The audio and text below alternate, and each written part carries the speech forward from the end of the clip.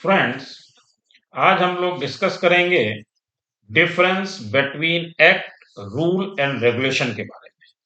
कई बार आप लोगों में पूछा है कि एक्ट, रूल और रेगुलेशन में डिफरेंस क्या है। तो आज हम लोग उसी विषय को लेकर के आए हैं, जिससे आपको ये क्लियर हो सके कि एक्ट क्या होता है, रूल क्या होता है और रेगुलेशन क्या होता है। तो देखते हैं। सबसे पहले हम उसकी डेफिनीशन देखेंगे। डेफिनीशन देखने के बाद हम लोग उसके एक्ट, रूल और रेगुलेशन की डेफिनीशन के बाद उस पर डिस्कस करेंगे और फिर आपको आसान भाषा में इसको समझाने का प्रयास करेंगे, जिससे आपको ये क्लियर कट हो जाए कि एक्ट क्या होता है, रूल क्या होता है और रेगुलेशन क्या होता है। अगर आप हमारे चैनल पर नए हैं तो कृपया हमारा चैनल सब्सक्राइब कर लें, जिससे हमारे अपलोड होने वाले वीडियो आपको जल्दी से जल्दी मिल सके। तो आइए देखते हैं। सबसे पहले देखते हैं एक्ट क्या है। एक्ट देखिए, a law which is passed by the legislature is termed as an act. There is a procedure as to how an act comes into force. A bill, which is known as the initial stage of an act, can be introduced by the government itself or by a member of the parliament. When the bill is passed by both the houses of the parliament, it is sent to the president for his assent. When the president gives his assent, the bill finally becomes an act. तो act कब बनता है? सबसे पहले जिस विषय पर हमें एक्ट बनाना होता है, उस पे एक ड्राफ्ट बनाया जाता है और उस ड्राफ्ट को जब पार्लियामेंट में पेश किया जाता है, तब हम उसको क्या कहते हैं? बिल। यानी कि सबसे पहले बनता है एक ड्राफ्ट। ड्राफ्ट के बाद जब वो पार्लियामेंट में प्रस्तुत किया जाता है, तब वो बनता है बिल। और बिल के बाद जब वो दोनों हाउसेज में यानी पार्लियामेंट से पास हो जाता है, उसके बाद उसको भेजा जाता है प्रेसिडेंट के पास। और जब प्रेसिडेंट अपनी कंसेंट उसमें दे देता है, तब वो बनता है एक्ट। तो मेरा ख्याल है यहां तक आते आते आपको ये तो पता लग गया एक्ट बनता कैसे है। उसके आगे देखते हैं। An act is the codified law of the country on a particular subject matter. It comprises of the definitions, its applicability, the provisions through which the act shall be governed fines and penalties, and provisions of remedy. Therefore, it can be said that an act is primary legislation.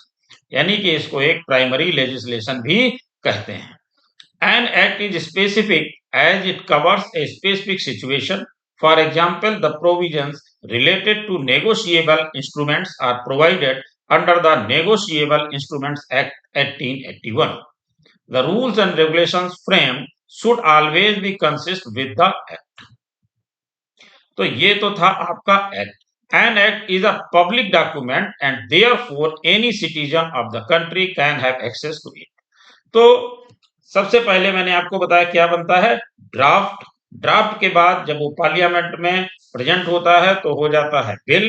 और उसके बाद जब उसमें दोनों houses से पास होने के बाद उसमें राष्ट्रपति की अनुमोदन मिल जाता है, राष्ट्रपति उसको पास कर देता है, तब वो बन जाता है एक एक्ट।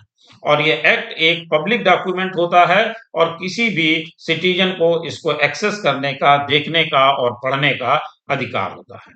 एग्जाम्पल के तौर पे हम देखते हैं the Indian contract act 1872, the companies act 2013, the competition act 2002, the industrial employment standing orders act 1946। अब एक्ट के बाद हम लोग रूल की बात करते हैं और रूल के बाद फिर दोनों के डिफरेंसेस की बात करेंगे और फिर एक्ट क्या काम करता है और रूल क्या काम करता है वो भी बात करेंगे। The rule: when any act is made and passed, it is not necessary that it is a complete code in itself. Hence, there is need for the enactment of rules for defining the procedure of performing and implementation of the act. Hence, rules provided procedural laws. तो आपको यहाँ पर clear हुआ होगा कि जो act होता है उसमें सारी चीजें कंप्लीट नहीं होती हैं, उसको प्रोसीजर में लाने के लिए हमें रूल की जरूरत पड़ती है। यानी जो चीजें हमने एक्ट में डिफाइन करी हैं उनको प्रोसीजर में कैसे लाएंगे उसके लिए हमें रूल की आवश्यकता पड़ती है, यानी इनेक्टमेंट कैसे करेंगे, इंप्लीमेंट कैसे करेंगे, उसके लिए हमें रूल्स की जरूरत पड़ती है। Rules are necessary because it is very difficult for the legislation to include each and every detail in one act. तो देखिए यहाँ पर इन्होंने क्लियर कट बताया है कि ऐसा पॉसिबल नहीं है कि एक्ट में सारी चीजें समाहित कर ली जाएं, और ऐसा ना हो पाने की वजह से रूल्स की जरूरत पड़ती है, जबकि समय समय पर हम उसके अकॉर्डिंग टू रूल बनाते रहते हैं। It will be a very lengthy and tedious task. Therefore, a separate set of rules are made in accordance with the provisions of the Act.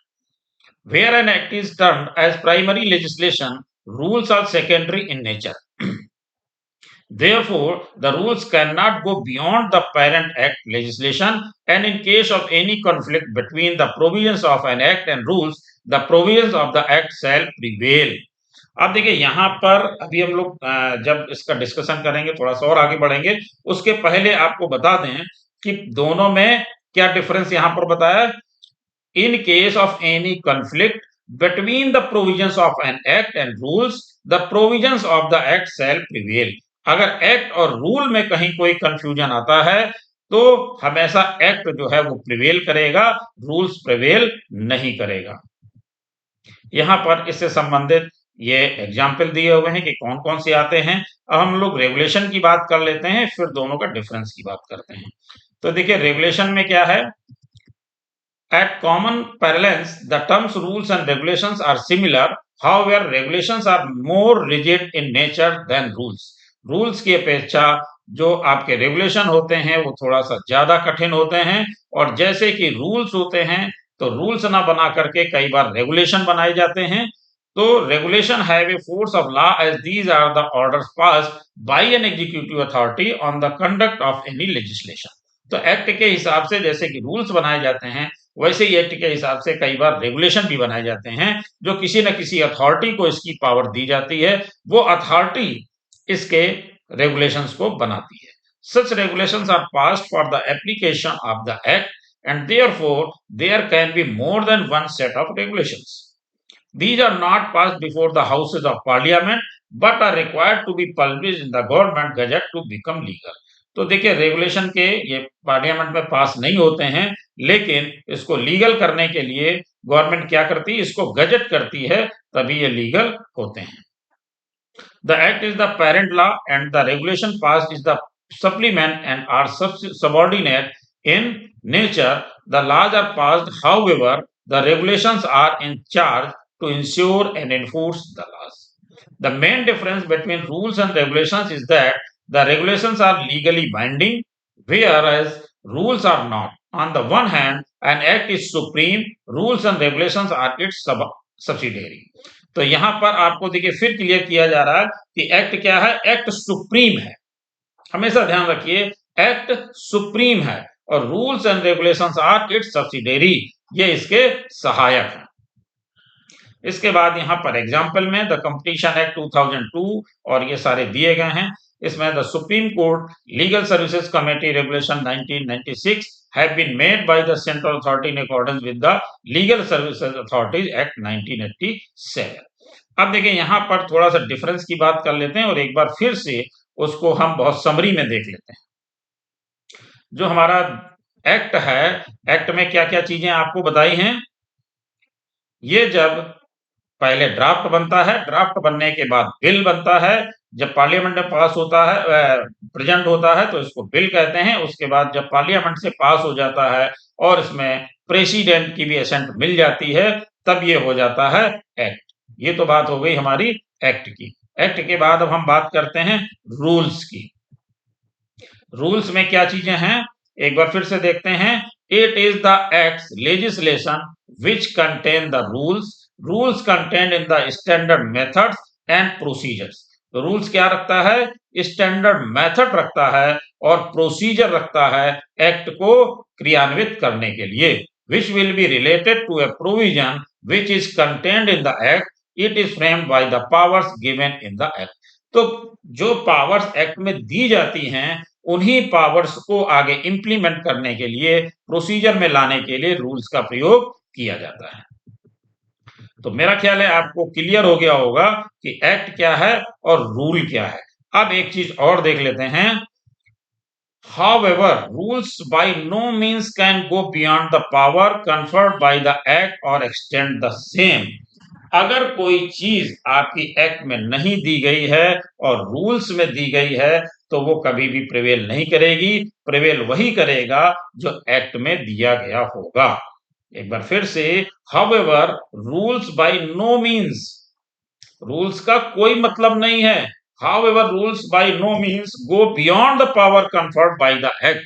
जितनी पावर एक्ट में दी गई है उससे ज्यादा अगर कोई चीज रूल्स में दी जा रही है तो उसका कोई मतलब नहीं रह जाता है। तो मेरा ख्याल है आपको क्लियर हो गया होगा कि एक्ट क्या है और रूल्स क्या है। एक्ट में जो पावर दी गई है वही प्रिवेल करेगी। अगर वो एक्ट रूल जो है वो एक्ट से पावर का इस्तेमाल कर रहा है तो रूल्स की पावर का इस्तेमाल हम नहीं, रूल्स मानने योग्य नहीं है। जो एक्ट में दिया गया है वही मानने योग्य है। तो यहाँ पर मेरा ख्याल है सारी चीजें आपको क्लियर हो गई होंगी। फिर भी अगर कोई चीज आपको क्लियर नहीं हो रही है तो कमेंट बॉक्स में बताइएगा, या इससे संबंधित कोई और जानकारी चाहते हैं तो वो भी मुझे कमेंट बॉक्स में बताइएगा, जिससे मैं इससे संबंधित और वीडियो अपलोड कर सकूं। धन्यवाद।